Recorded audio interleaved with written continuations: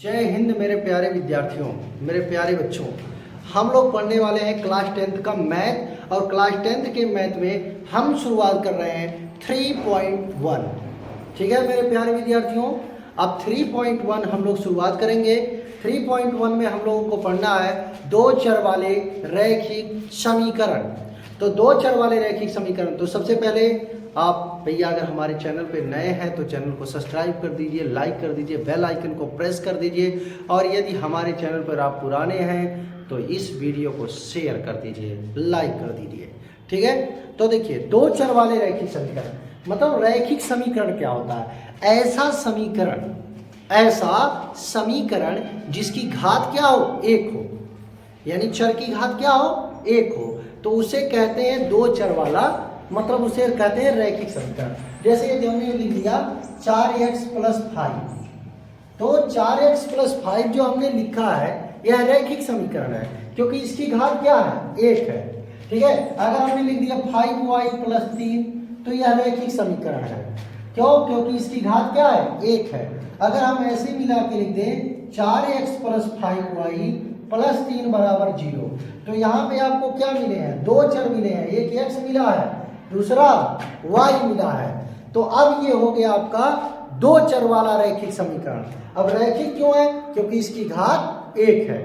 ठीक है, तो हम लोग अब ये तो इसका थोड़ा बहुत बेसिक हो गया। अब हम लोग पढ़ने वाले हैं एक्सरसाइज 3.1 का पहला क्वेश्चन। तो पहला क्वेश्चन क्या है? आफताब अपनी पुत्री से कहता है 7 वर्ष पूर्व में तुमसे 7 गुनी आयु का था, अब से 3 वर्ष पश्चात मैं तुम्हारी आयु का 3 गुना रह जाऊंगा।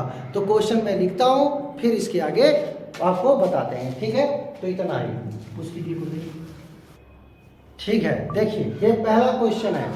आफताब अपनी पुत्री से कहता है 7 वर्ष पूर्व में तुम्हारी आयु का 7 गुना था, अब से 3 वर्ष बाद मैं तुम्हारी आयु का 3 गुना रह जाऊंगा। इस स्थिति को बीजगणितीय और ज्यामिति यानी ग्राफी विधि से, ये बीजगणितीय समीकरण और ग्राफी विधि का आपको बताना है। ठीक है, तो बीजगणितीय रूप में और ग्राफी रूप में इसे व्यक्त करने हैं। तो चलिए शुरू करते हैं। सॉल्यूशन, क्या शुरू करते हैं?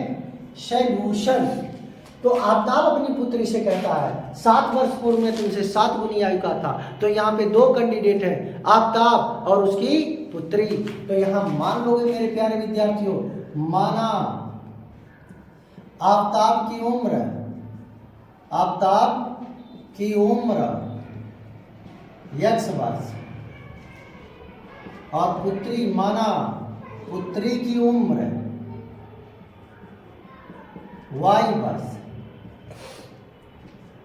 अब देखिए कह रहा 7 वर्ष पूर्व, तो पूर्व और पहले में घटाया जाता है, तो पूर्व और पहले में घटाया जाता है।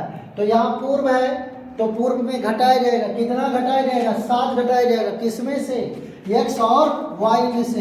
यानी पहला शर्त है x और y में से 7 घटा दीजिए, x में से भी 7 घटा दीजिए और y में से भी 7 घटा दीजिए। पूर्व कै गुना? 7 गुना। पुत्र छोटा है, पुत्र में गुणा कर दीजिए। अब ये हो जाएगा x - 7 का y में 7y, 7 -49। ठीक है, अब यहाँ पे इसको इधर लाओ, x - 7y -49, 7 इधर चला जाएगा +7, तो x - 7y, 49 में से 7 निकल गया, तो ये हो गया -42। ये हो गया समीकरण नंबर 1। ठीक है, अब दूसरी शर्त क्या कह रहा भाई? दूसरा शर्त क्या कह रहा है? तो दूसरा शर्त कह रहा है कि अब से 3 वर्ष बाद मैं तुम्हारी आयु का 3 गुना रह जाऊंगा। तो कितनी वर्ष पश्चात भाई? बाद 3 वर्ष बाद। तो 3 वर्ष बाद या पश्चात में जोड़ा जाता है, बाद और पश्चात में जोड़ा जाता है। तो बाद और पश्चात में कितना जोड़ोगे? 3 जोड़ना है। तो किससे भैया? 3 वर्ष बाद। किस में 3 जोड़ना है? x और y में। तो x में भी 3 जोड़ दीजिए और y में भी 3 जोड़ दीजिए। कै गुना? 3 गुना। पुत्र व छोटा है, नहीं पुत्री है, ये छोटी है, तो इसमें 3 से गुणा कर दीजिए। तो ये हो जाएगा x + 3 और 3 का y में 3y + 3 × 9, तो x - 3y 9 है, 3 इधर जाएगा तो हो जाएगा -3, तो x -3y, 9 में से 3 जाएगा 6।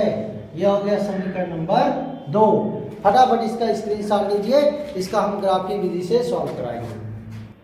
ठीक है, हो गया स्क्रीनशॉट। देखो अब इसे ये बीजगणितीय रूप में हमने व्यक्त कर दिया, अब हम इसे गणितीय मतलब ग्राफीय विधि में ग्राफीय रूप में व्यक्त करेंगे। तो बीजगणितीय रूप में व्यक्त हो गए, अब ग्राफीय रूप में कैसे व्यक्त करेंगे, तो इसके लिए हम लोग इसे मिटा देते हैं। ठीक है, तो क्वेश्चन भी मिटा देते हैं। अब देखिए ग्राफीय विधि से ग्राफीय रूप में कैसे व्यक्त करेंगे। सवाल थोड़ा सा बड़ा है परंतु आसान भी है, केवल समीकरण लेंगे। तो अब यहाँ पे जो है अब क्या मिला, देखेंगे ग्राफीय विधि, ग्राफीय विधि। तो ग्राफीय विधि से हम लोग इसे सॉल्व करेंगे, तो लिखेंगे समीकरण 1 से, समीकरण 1 से। तो समीकरण 1 क्या है, x - 7y बराबर -42। तो अब यहाँ पे x बराबर हो जाएगा -42 + 7y। अब क्या करेंगे, अब हम लोग इसे इसका निर्देशांक निकाल लेते हैं, और ये कम से कम 2 और अधिकतम चाहे जितना, लेकिन औसतन 3, x और y। अब यहाँ y की वैल्यू रखेंगे, x ऑटोमेटिक आएगा। ठीक है, और वो भी ऐसा रखेंगे कि दोनों ज़्यादा बड़ा छोटा ना हो। तो चलिए हम लोग शुरुआत करते हैं। अगर 0 रखेंगे तो -42 ज़्यादा हो जाएगा, 2 रखेंगे तो 14 हो जाएगा, 14 में से 42। चलिए 3 7 3 के 7 चौक 28, 7 पचे 35, 5 रखते हैं तो हो जाएगा 7 पचे 35। तो अब देखिए यहाँ पे x बराबर -42 + 7, y बराबर 5 रखे हो तो 5 से गुणा हो जाएगा, -42 + 7 बचे 35। ठीक है बाबू, अब आपका 42 में से 35 निकाल दीजिए तो कितना बचेगा, -7। ठीक है, अब देखो 6 रख दो तो 7 6 42, यहाँ से 6 गुणा हो जाएगा तो ये जाएगा 42, 42 कट जाएगा, आ जाएगा 0। 7 रखो तो ये जाएगा 7 7 49, तो 42 49 में से 42 निकल जाएगा तो कितना आ जाएगा, +7। ठीक है, तो अब ये जो है हमको निर्देशांक मिल गया। ठीक है, तो निर्देशांक क्या मिला प्यारे बच्चों, तो निर्देशांक ये मिल गया, निर्देशांक मिल गया -7, 5, पहले x वाला बाद में y वाला, 0, 6 और 7, 7। ठीक है, अब समीकरण नंबर 2 से नीचे, यानी समीकरण 2 से, तो दूसरा समीकरण आपका है x - 3y बराबर 6। तो x बराबर हो जाएगा 6 + 3y। ठीक है, तो अब यहाँ पे इसे बॉक्स में लिख देते हैं। देखो बॉक्स में, तो बॉक्स में क्या लिखेंगे, जैसे x और y है, तो अगर हम लोग y की वैल्यू रखेंगे x ऑटोमेटिक आएगा, तो y रखिए 0 तो x आ जाएगा 6।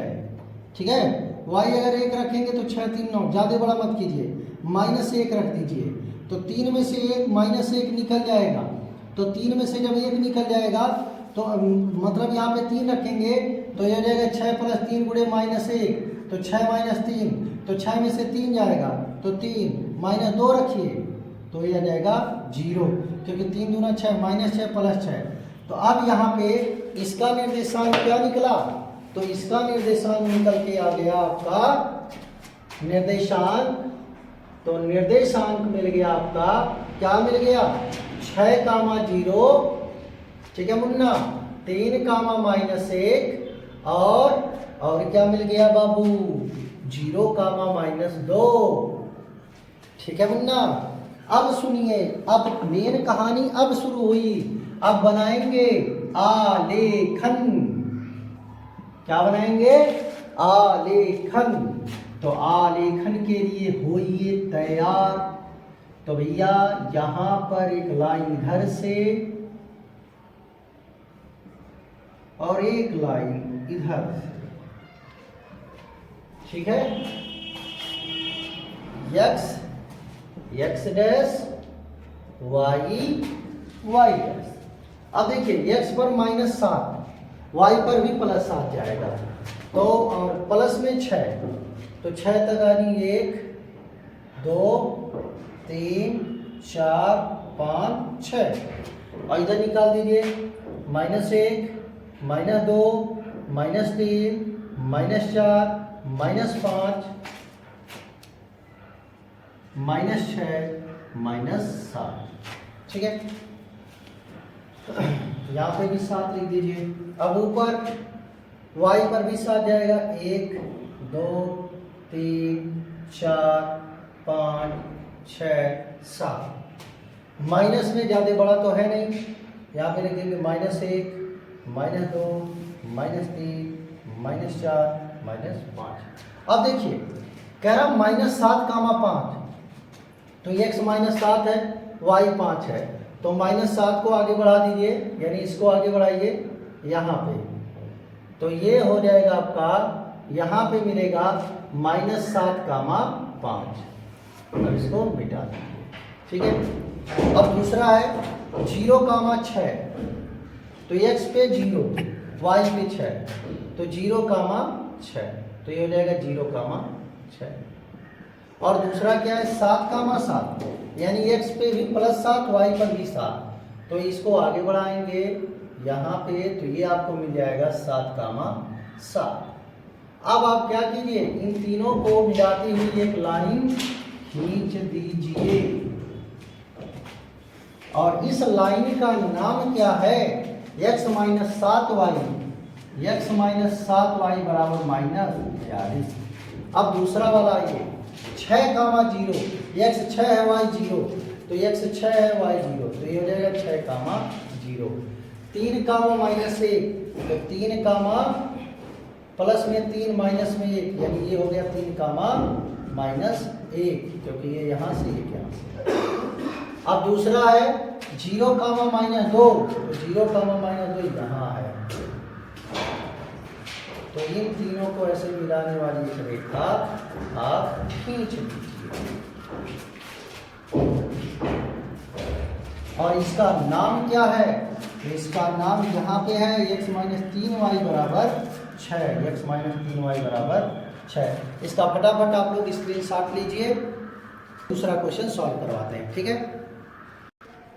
चलिए दूसरा क्वेश्चन है, क्रिकेट टीम के कोच ने 3900 रुपये में 3 बल्ला और 6 गेंद खरीदी, फिर बाद में 1 बल्ला और उसी प्रकार के 3 गेंदें 1300 रुपये में खरीदी, ठीक है, सॉरी 2 गेंदें।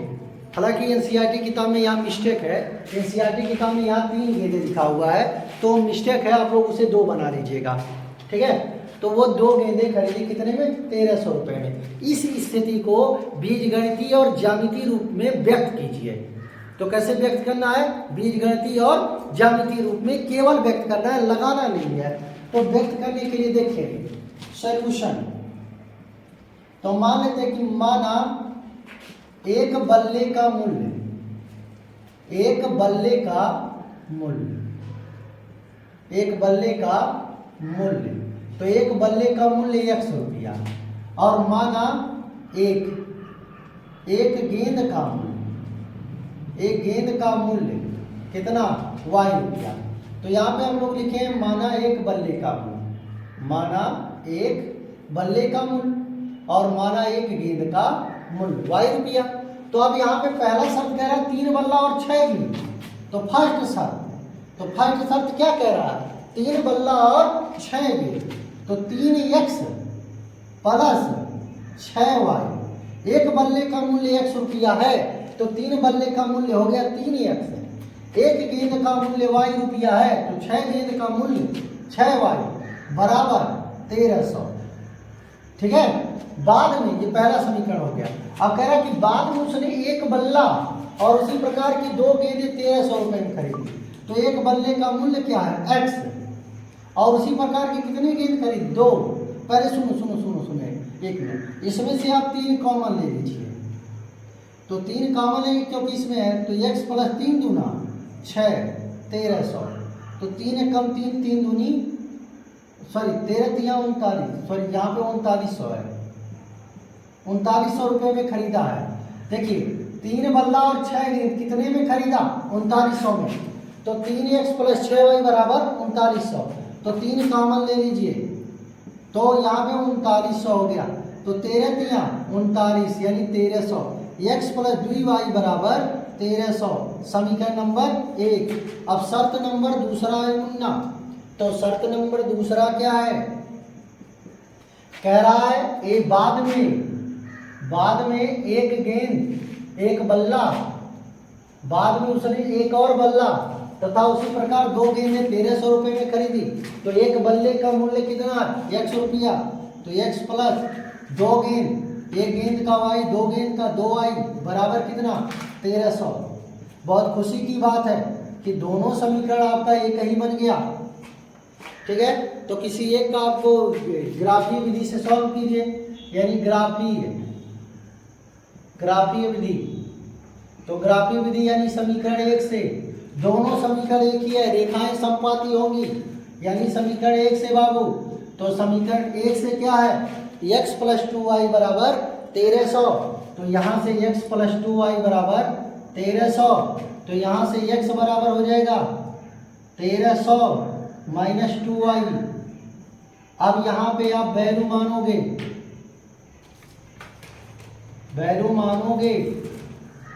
तो भैया मान लो x और y हो गया। अब y की वैल्यू रखोगे, x अपने आप आएगा।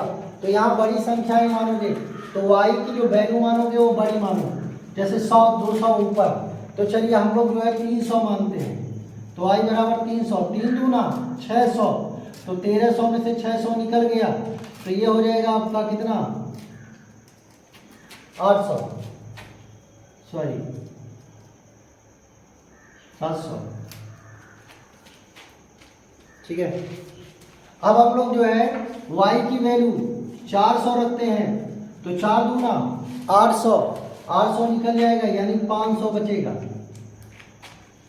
ठीक है, अब फिर y की वैल्यू रखते हैं 500। तो 5 दूना 10, 1300 में 1000 यानी 1000 निकल जाएगा। तो बचेगा कितना? 300। तो ये निर्देशांक हो गए, निर्देशांक बाबू 700 कामा 300, 400 सॉरी 500 कामा 400 और 300 कामा 500। ठीक है, तो अब इसका स्क्रीनशॉट लीजिए, इसका ग्राफ बनाते हैं। देखिए यह भी यही समीकरण है यार। ठीक है, तो इसलिए ज्यादा मखाव नहीं करना, एक ही का ग्राफ बना दीजिए, हो जाएगा। चलो जल्दी से स्क्रीनशॉट लीजिए, ग्राफ बनाते हैं। 1 2 3 स्क्रीनशॉट। ठीक है, इसे मैं मिटा देता हूं।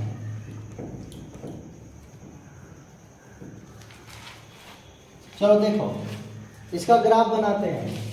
तो ग्राफ के लिए इस तरह से आगे बढ़ेंगे। तो अब यहां से आपका निकल करके आएगा, देखिए ध्यान से बाबू, 700 तक हायर है x का, y का 500। तो यहां हो जाएगा 100। थोड़ा सा सीधा बना देते हैं।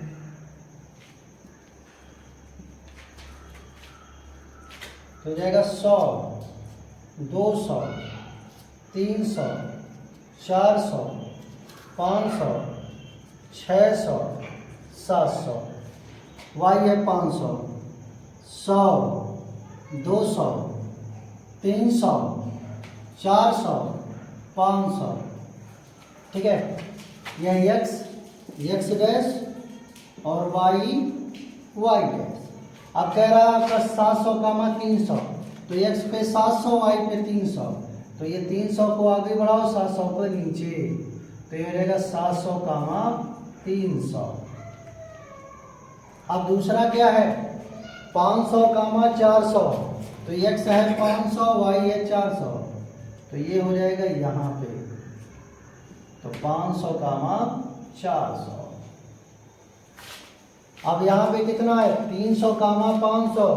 तो x है 300, y है 500। तो ये जाएगा 300 कामा 500। तो इन लोगों को रेखाएं ऐसे मिला दीजिए। तो इस रेखा का नाम क्या है? तो x + 2y बराबर 1300। ठीक है,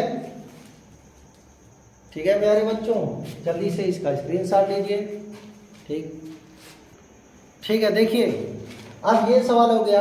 अब आपका तीसरा सवाल ये है कि यहाँ पे 2 kg सेब, यानी 2 kg सेब और 1 kg अंगूर का मूल्य 160 रुपया है, और 2 माह बाद 4 kg सेब और 2 kg अंगूर का मूल्य 300 रुपये है। तो आपको उसे स्वयं लगाना है और कमेंट में उसका उत्तर लिख के भेज देना है। ठीक है, और लगाइए, कमेंट में उसका उत्तर लिख करके भेज दीजिएगा। देखिए 2 kg सेब और 1 kg अंगूर का मूल्य है 160 रुपया। तो 1 kg सेब का मूल्य 2x + y बराबर कितना होगा? 160। और दूसरा क्या कह रहा है, ये आपका एक समीकरण बन जाएगा।